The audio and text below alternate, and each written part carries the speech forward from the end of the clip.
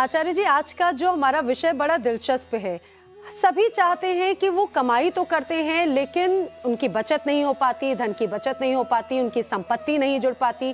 तो जरा ये बताइए कि क्या बचत का भी कोई कुंडली का कनेक्शन होता है? देखिए दर्शकों, यह लगभग सभी लोगों की शिकायत होती है कि वे पैसा तो कमाते हैं, लेकिन पैसा बच नहीं पाता।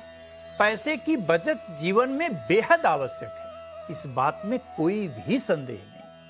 आप कितना भी पैसा क्यों न कमा लें, लेकिन यदि बचत नहीं है तो पैसा कमाने का कोई अर्थ भी नहीं है। आइए यह जानने का प्रयास करते हैं कि आखिर कुंडली में ऐसा कौन सा योग होता है जो बचत नहीं करने देता। जन्म कुंडली में द्वादश भाव को खर्चे का घर कहा जाता है, वहीं एकादश भाव कमाई या लाभ को दर्शाता है।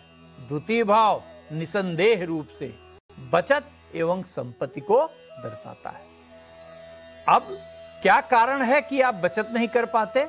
देखिए, यदि किसी की जन्म कुंडली में द्वितीय भाव का स्वामी एकादश भाव का स्वामी दुर्बल अवस्था में हो तथा द्वादश भाव का स्वामी अपेक्षाकृत अधिक बलवान हो, तो निश्चित रूप से ऐसे जातक धन संचय करने में विफल होते हैं। इसके पश्चात यदि द्वितीय भाव में छठे भाव का स्वामी या आठवें भाव का स्वामी बैठ जाए और कोई विशिष्ट शुभग्रह न देखे या कोई विशिष्ट योग न हो, तो धन संग्रह करने में बहुत कठिनाई होती है।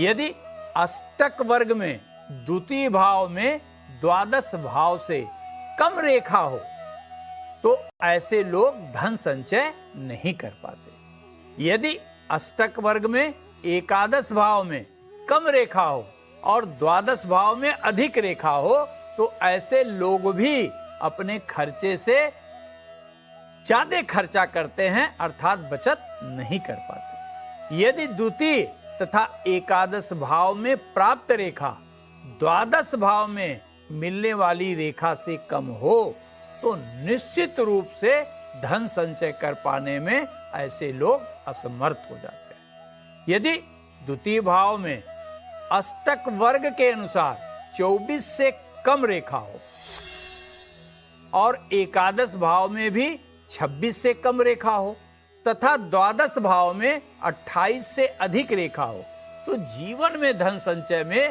बेहद समस्या आती है। आचार्य जी, अगर किसी की कुंडली में धन बचाने वाले योग नहीं हैं, तो उन्हें क्या उपाय करने चाहिए?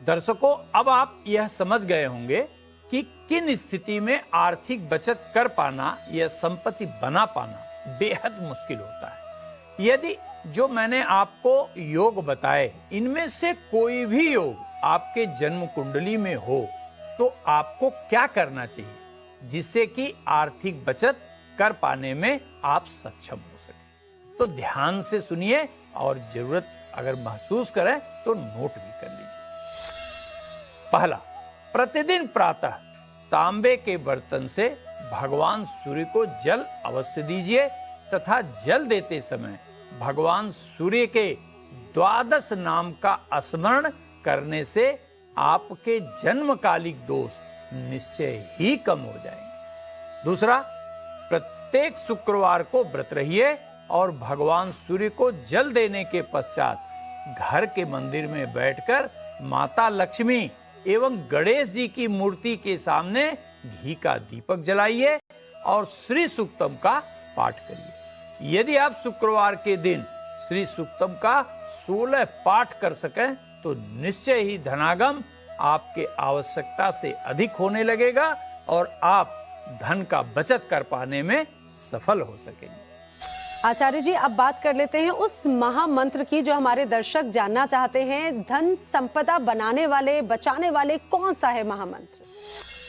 देखिए, धन संचय करने का और धन कमाने का कुछ अन्य उपाय भी मैं आपको बताता हूं, ध्यान से सुनिए। प्रत्येक सोमवार को दूध में थोड़ा सा शहद मिलाकर निकट के शिवालय जाइए और भगवान शिव का अभिषेक करिए। अभिषेक करते समय आपको क्या कहना है? शिव समान दाता नहीं, विपत्ति बिदारन हार, पर्दा मोरी राखियो, बरधा कई सवार। इसी का उच्चारण करते हुए आप अभिषेक करिए और घर आकर इसी दोहे का 108 बार पाठ करिए।